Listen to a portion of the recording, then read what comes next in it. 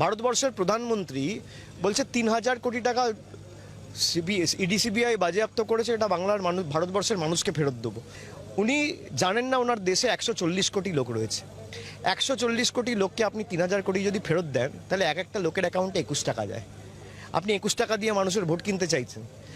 আপনি যে অজিত পাওয়ারকে গিয়ে চোর বলে এসছেন, যে নারায়ণ রানেকে চোর বলে এসছেন, যেই হিমন্ত বিশ্ব শর্মাকে ২০১৫ আগে চোর বলেছেন, যেই শুভেন্দু অধিকারীর বিরুদ্ধে ইডি সিবিআই তদন্ত করছে, যার বিরুদ্ধে যে এফআইআর নেম অ্যাকিউজড, তাদেরকে আপনি দলে নিয়ে পাশে বসিয়ে আপনি বলছেন আমি দুর্নীতির বিরুদ্ধে মোকাবিলা করব।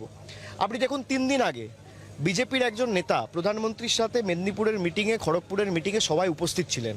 তার নাম হচ্ছে সমিত মণ্ডল।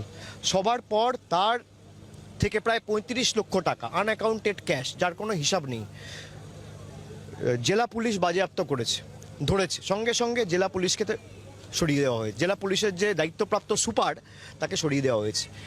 আপনি যদি প্রকৃত দোষীকে শাস্তি দেন, বিজেপির তদন্তকারী সংস্থাগুলো তাদেরকে সরিয়ে দেয়, তাদের বিরুদ্ধে ব্যবস্থা নেয়।